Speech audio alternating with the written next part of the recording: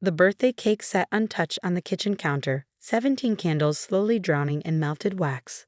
You're not our real mom," Chloe screamed, her face twisted with the kind of rage only a 17-year-old could muster. "Stop pretending you care about my birthday." Her brother Tyler, 15 and already taller than me, crossed his arms and added his favorite line. "Dad only married you for your cooking anyway. Everyone knows it." I set down the spatula I'd been using to frost the homemade chocolate cake, Chloe's favorite, made from scratch like I'd done for every birthday for the past 10 years. My hands were steady, but inside, something finally snapped. Not broke, snapped, like a rubber band stretched too far for too long. "You're right," I said quietly. They both blinked, thrown by my agreement.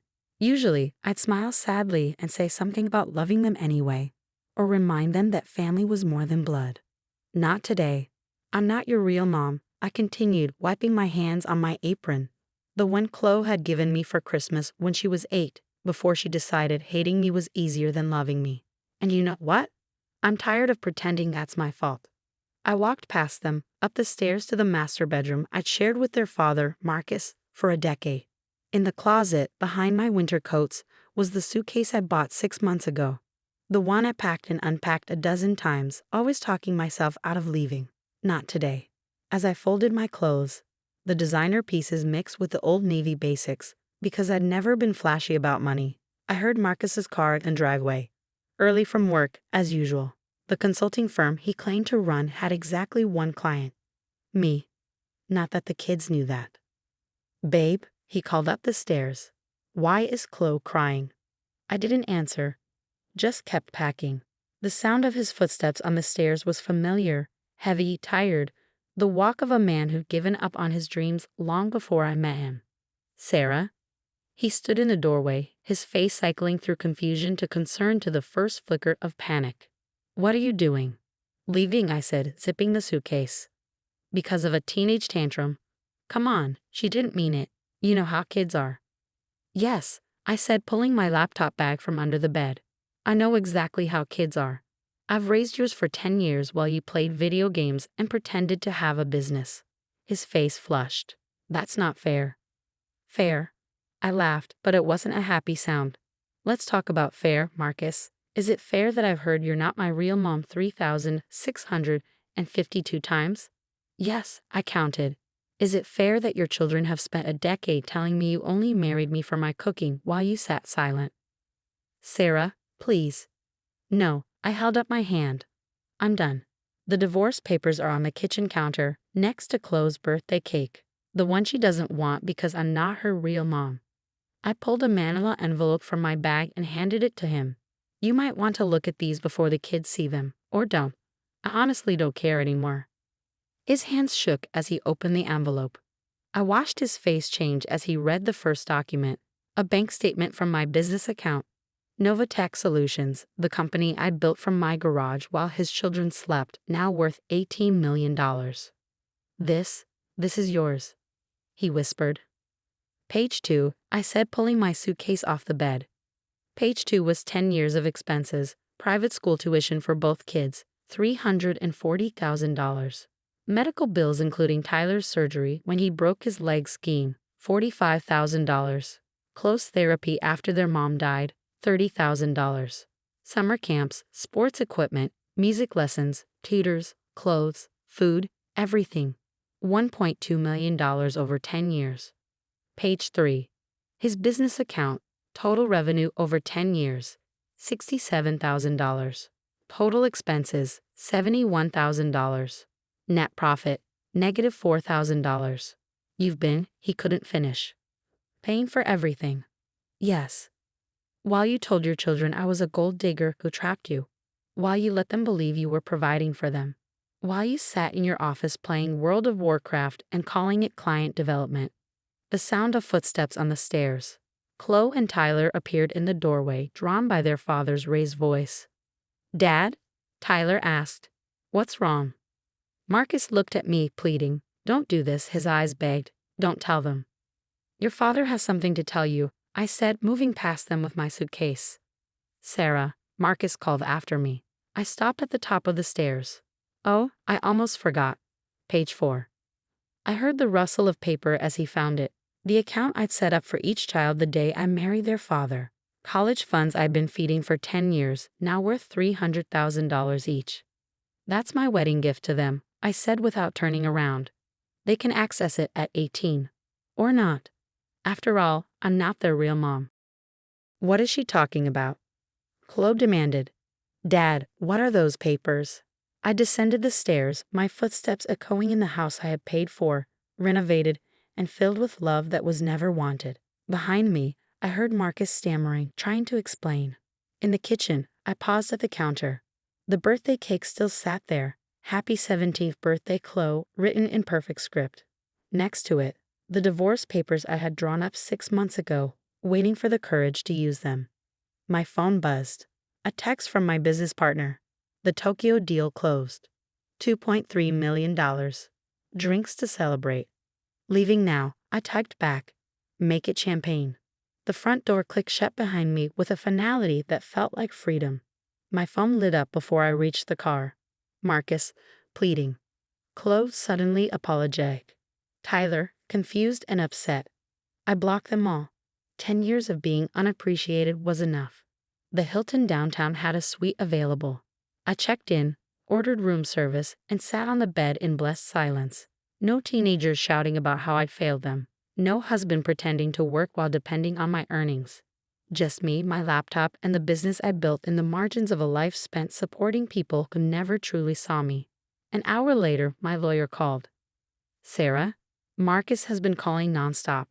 Something about a misunderstanding. No misunderstanding, I said, watching the city lights twinkle below. Just clarity. File the papers Monday. And the assets. I want the house. I paid for it. He can have his car and his so-called business. The kids' college funds stay untouched. Everything else is mine.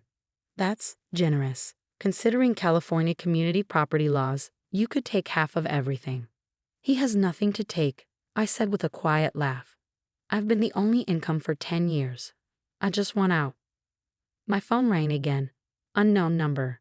I almost didn't answer, but curiosity won. Sarah? A woman's voice. Older, composed. This is Janet Morrison, Chloe and Tyler's grandmother. Marcus's mother. We'd met exactly twice, at the wedding, and at a very tense Christmas 5 years ago. Hello, Janet. I'm at the house. The children are shaken. Marcus showed them some papers. The truth, I said. He showed them the truth. A long pause. I owe you an apology, she said. I told Marcus you were after his money when you married him. I thought, well, it doesn't matter now. Chloe told me you've been paying for everything, school, clothes, everything. It doesn't matter anymore. It does, she said firmly. I failed those children once when their mother died. I won't fail them again. What they did to you was wrong. What we all did was wrong. They're not my responsibility anymore. No, she agreed. They're not. But I'd like to ask, would you be willing to see them? Just once. They have something to say. Janet. I know you don't owe them anything. You've given enough. But they're 17 and 15, Sarah. They just discovered their entire reality was a lie. That their father wasn't who he claimed to be, and the woman they resented was the one holding it all together. I stared at my reflection in the hotel window. 35 years old. Successful. Free. I didn't need this. One meeting, I said. Tomorrow. Neutral place. 20 minutes. Thank you. We met at a Starbucks downtown. I arrived early, chose a quiet corner, and waited. Marcus wasn't with them, just Janet and the kids. Chloe's eyes were red from crying. Tyler looked smaller than I remembered. They sat across from me, and for a long moment, no one spoke. Dad lied, Tyler said finally, his voice unsteady. About everything. Yes, I replied simply. You pay for my surgery, he said. When I broke my leg, he said insurance covered it, but the papers say you paid cash. Over $40,000. Insurance would have covered a standard surgeon. I said. But I wanted you to have the best. Dr. Hendricks was the best in the state. Chloe still hadn't looked up. The therapist, she whispered. After Mom died, you found her? Dr. Walsh, yes. She specialized in grief therapy for children. I wanted you to have someone who could help. Dad said you were trying to replace her, Chloe said, barely audible. said you wanted to erase her memory. I hung her picture in the hallway, I said gently. I made her buttermilk pancakes every Sunday because you said they reminded you of her. I kept every album, every piece of jewelry, every memory box in your room, just how you asked. Chloe finally met my eyes, tears spilling over. We were so cruel to you. Yes, I said. You were. I'm sorry, Tyler said. I'm really, really sorry. Language, Janet murmured gently, placing a hand on his shoulder. You know what the hardest part was? I asked. It wasn't the fake mom comments. It wasn't the constant reminders that I didn't belong. It was that I genuinely loved you both, and that love was used against me every single day. Can you forgive us? Chloe asked. I don't know, I answered honestly. Forgiveness isn't a switch, it's a journey. And right now, I'm still working through a lot of pain. Will you come back? Tyler asked. No, my voice was gentle, but there was no room for misunderstanding. I won't be coming back. Your father and I are divorcing. The house will be sold. You'll likely need to move. But the college funds I created for you will remain untouched. That's my final gift. What you do with your future is entirely up to you. I stood. Janet reached out, not to touch, just to gesture softly. Sarah, thank you. For 10 years of devotion. For loving them when they couldn't love you back. For being the mother they needed, even when they couldn't see it. I nodded, unable to speak past the lump in my throat. I hate that you were right, Chloe said suddenly. That day you left, you said you weren't our real mom. I hate that we made that feel true. You didn't make it true, I said gently.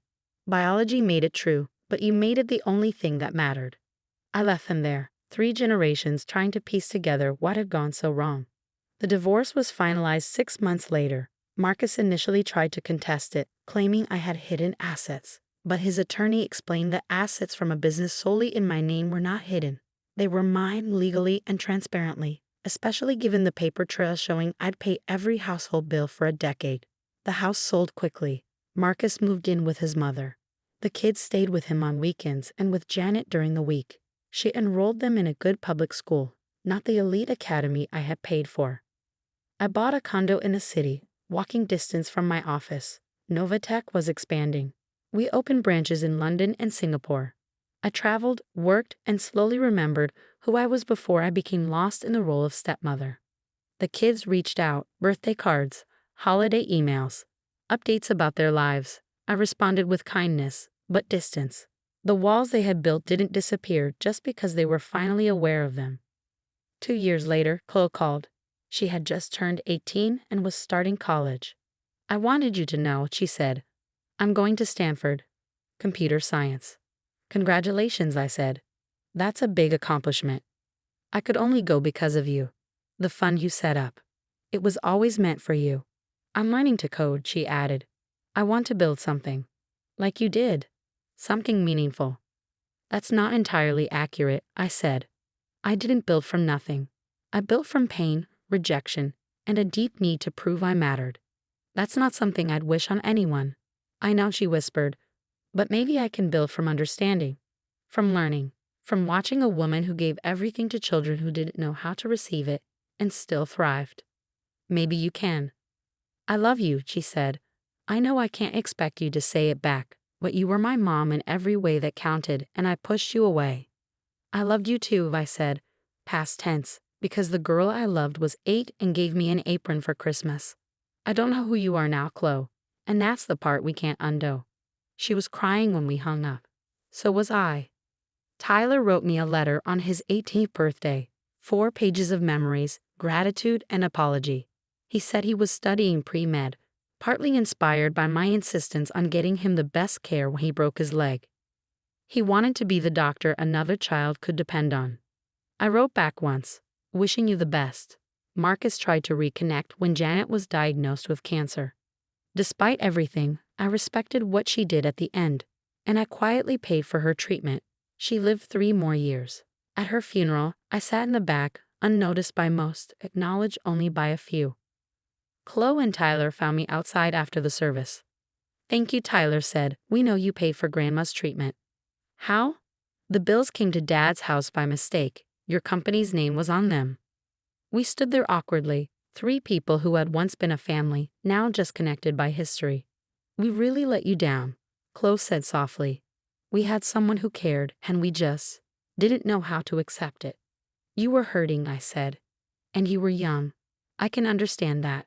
What I can't forgive is that your father let you live with lies that made your hurt easier, by putting it all on me. He knows, Tyler said. He lives with Janet's sister now. Drinks too much. Says losing you was the worst mistake of his life. No, I corrected. His worst mistake was having me and treating me like I was nothing. Losing me was just the inevitable consequence. They invited me to their graduations. Chloe from Stanford, Tyler from Johns Hopkins. I sent generous gifts, but didn't attend. Those milestones belonged to the parents who'd raised them. Me for 10 years, their father and grandmother for the rest. But I've been erased from the first part and excluded myself from the second. Nova Tech went public when I turned 40. My shares were worth $450 million. I celebrated alone in my office, looking at a photo Chloe had sent years ago. The 3 of us at Tyler's birthday, my arms around both kids, all of us smiling. Before they decided I was the enemy. Before I realized love wasn't enough. I donated $50 million to establish a foundation for step-parents. Resources, support groups, legal aid. No one should give everything to children who aren't theirs only to be reminded daily that they're not enough. Chloe works for Google now. She sends me updates on her life. Promotions, relationships, achievements. Tyler's in his residency at Boston Children's Hospital. He named me as his inspiration in his med school application essay. Not that I knew until his advisor told me at a conference. They're successful, well-adjusted adults. The therapy I paid for worked. The education I funded opened doors. The love I gave, even when thrown back in my face, created a foundation they built on. But they built it without me. Because that's the thing about being a step-parent, you can give everything and be left with nothing. You can love with your whole heart and be told that heart doesn't count. You can sacrifice your youth, your money, your dreams, and still be reminded that you're not real. I was real when I was writing checks. I was real when I was making breakfast. I was real when I was helping with homework. I was real when I was paying for everything. I just wasn't real when it mattered, in their hearts. And by the time they realized their mistake, I'd learned to be real for myself. Successful, wealthy, respected. Everything they said I'd never be because I was just the fake mom. Turns out, fake moms can build real empires, even if they build them alone.